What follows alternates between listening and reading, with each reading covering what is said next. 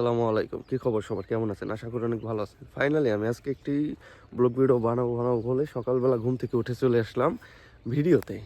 So আমি জানি না আমার ভিডিওটা কীরকম হবে। সো আমি নিজে অনেক কনফিউজ ছিলাম। আমার ডান সাইডে দেখেন শীতের সকালে তো সূর্যটা তাও পুরোপুরি দেখা যাইতেছে না। দেন এটা হচ্ছে সিনেম্যাটিক ভিডিও, যেটাকে বলে সিনেম্যাটিক মুড অন করে আমি ভিডিও করতেছি। আমার পিছনে সূর্যটা সেটাও ভালো মতো দেখা যাচ্ছে না। আচ্ছা, যাই হোক, প্রথমত আমি একটি কথা বলে রাখি যে এটা হচ্ছে আমার ফোনের একটি মডেল, যে ফোনটা হচ্ছে iPhone 15 Pro Max, যার ভিডিও কোয়ালিটি কীরকম আসে সেটা দেখার জন্য আমি সকালে বের হয়েছি। এর আগে আমি এই ফোন দিয়ে কখনো ভিডিও আপ করি নাই, আর শীতের সকালে একটি ভিডিও করলে আশা করি বিষয়টা খারাপ হবে না, এই উদ্দেশ্যে নিয়ে রওনা হয়েছি ভিডিও করার উদ্দেশ্যে। আচ্ছা, যাই হোক, এটা হচ্ছে আমাদের বাড়ির একটা ভূমি যাকে বলে, মানুষ এটাকে বলে হচ্ছে সমতল ভূমি। দেন হচ্ছে এখানে জমি, এই দেশের ভাষায় এটাকে বলে জমি জমা বলে, একটা চক বলে।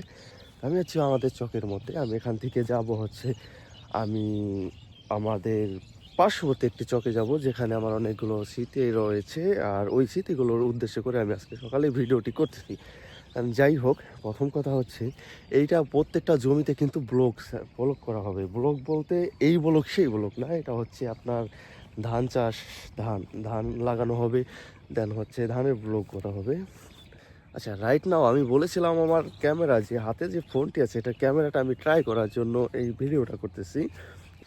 আচ্ছা, আর একটা জিনিসের সাথে আপনাদেরকে একটু পরিচয় করাই দিই। আমার হাতে যে ট্রাইপডটি দেখতেছেন এটা হচ্ছে উলানজি MT79। যে ট্রাইপডটার একটা রিভিউ যদি আমি আপনাদেরকে পাবলিশ করি নিজে থেকে, যে এই ট্রাইপডটা হচ্ছে মূলত আপনার 7 ফুট থেকে 8 ফুট ইঞ্চি লম্বা হচ্ছে এই ট্রাইপডটি। আর এটার ম্যাক্সিমাম রিভিউ আমি দিতে পারবো না, কারণ আমার কাছে ওরকম রিভিউ দেওয়ার মতো কোনো অপশন নাই। তবে আমার কাছে মনে হয়েছে যে এটা আসলে একটা বেস্ট ট্রাইপড ভিডিও করার জন্য, আর ব্লগিং করার জন্য।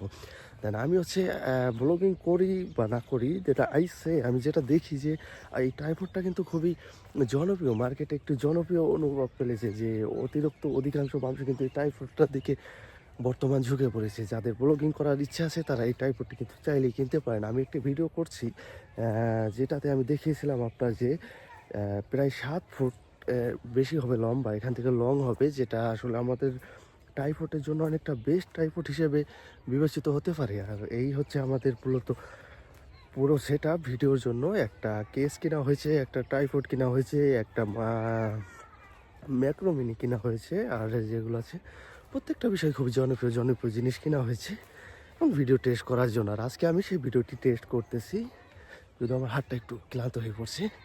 আচ্ছা, তো আমার পিছিয়ে একটি জিনিস দেখতে পাচ্ছেন, এটা হচ্ছে আমাদের এই দেশে বলে যেটাকে কাকতাড়ুয়া, মানে কাকতাড়ুয়ার মতো একটি লোগো বানিয়ে রাখে, যেটা হচ্ছে পশু পাখি বা ইঁদুর যেগুলো চকে আমাদের ফসলগুলো নষ্ট করে, এটা দেখলে আসলে ভয় পায়।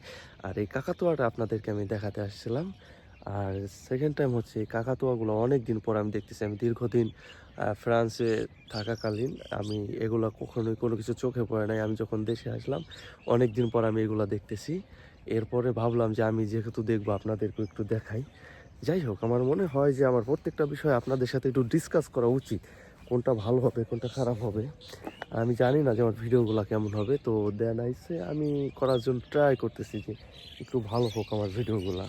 আচ্ছা, ধরুন যখন এখানে কোনো বাড়িঘর ছিল না, তখন মানুষের বসতি কীরকম ছিল, অনেক কুয়াশার মধ্যে মানুষ এটা কীভাবে দেখবে। আর আমি যেটাখানে আছি আমি খুবই স্লোলি কথা বলতেছি, কারণ এখানে আমার তাড়াহুড়ো কোনো কথাই অপশনই নাই। দেখুন এমনিতে আমার জুতার অবস্থা খুব একটা ভালো না, বলতে গেলে জুতোটা খুবই খারাপ হয়ে গেছে, নোংরা জুতো পরিণত হয়েছে।